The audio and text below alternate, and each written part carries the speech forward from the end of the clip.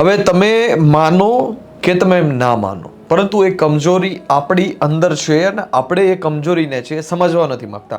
આપણે એને પ્રોબ્લેમ માનીને જીવન વિતાવી રહ્યા છીએ. આપણે એને જીવનમાં મોટી બધી બાધા છે, જીવનમાં ટેન્શન છે, જીવન પ્રેશર છે, એવી બધી જ અલગ અલગ અલગ અલગ નામ આપી અને આપણે પોતાના જીવનમાં વ્યથિત કરીએ છીએ. આપણે રોજિંદા જીવનમાં એને એ વસ્તુને છે મહત્વ જ નથી દેતા.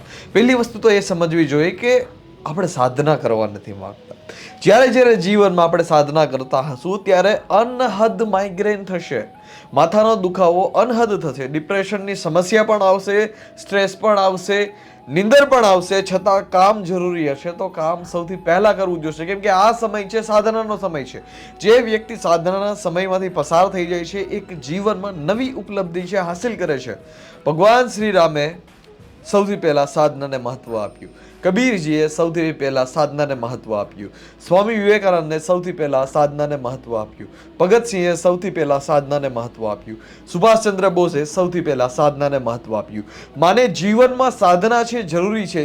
સાધના જ્યારે જીવનમાં તમે કરશો, જ્યારે કપરી પરિસ્થિતિ આવશે જીવનમાં, અને ત્યારે તમે પોતાની જાતને બળવાન બનાવી સ્વયંના રસ્તે નહીં પરંતુ બ્રહ્મના રસ્તે, સ્વયંના રસ્તે નહીં પરંતુ સત્યના રસ્તે, સ્વયંના રસ્તે નહીં પરંતુ ઉપનિષદ અને વેદાંતના રસ્તે, કે જ્યારે તમને અહેસાસ થશે, જ્યારે તમને ખબર પડશે કે બ્રહ્મ શું વસ્તુ છે, મુક્તિ શું વસ્તુ છે, મોહ શું વસ્તુ છે, લોભ શું વસ્તુ છે, લાલચ શું વસ્તુ છે, અને આ બધી જ વસ્તુ છે એને કેવી રીતે ને જીવનમાં એનો શું શું રોલ છે, અને એ વસ્તુ જ્યારે જીવનમાં આવે છે ત્યારે કઈ કઈ પ્રકારની આપને હાનિ થાય છે, કયા કયા પ્રકારના આપને નુકસાન થાય છે, આપણું ચિત્ત છે કેટલું ઇનબેલેન્સ થાય છે, અને આ જ્યારે ચિત્ત ઇનબેલેન્સ થાય છે ત્યારે ત્યારે શું કરવું છે, આ બધી જ વસ્તુ આપણે ત્યારે કરશું કે જ્યારે આપણે આપણી સાધના છે કમ્પ્લીટ કરી લીધી હશે. આ બધી જ વસ્તુની ખબર જ ત્યારે પડશે કે જ્યારે આપણે પહેલી વાત તો એ સ્વીકારવી જોશે કે જીવનમાં સાધના જરૂરી છે, ને જ્યારે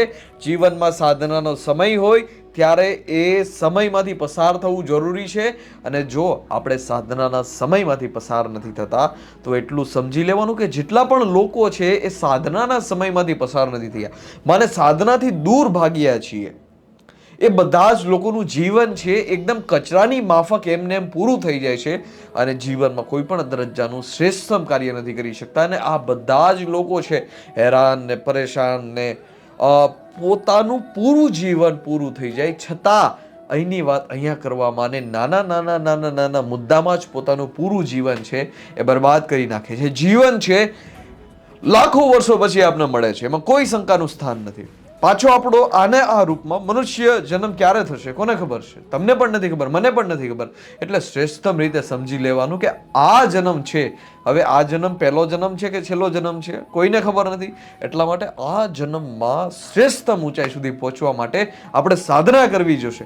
સાધનામાં તમારે સહન કરવું જોશે. સાધના ક્યારેય સરળ નથી હોતી, અને જો સરળ હોય તો એને સાધના જ ના કહેવામાં આવતી હોત. એટલા માટે ધર્મના રસ્તે જો આપણે ચાલશું, આપણે ઉપનિષદ અને વેદાંતના રસ્તે ચાલશું, તો સ્પષ્ટપણે જરૂરી જાણી લેવું છે કે જીવનમાં નવી નવી ઉપલબ્ધિ આવશે, જીવનમાં નવા નવા ચમત્કાર આવશે જ, પરંતુ સાધનાનો સમય છે એમાં તમારે કષ્ટ ભોગવવો જ જોશે, ભોગવવો જ જોશે અને ભોગવવો જ જોશે.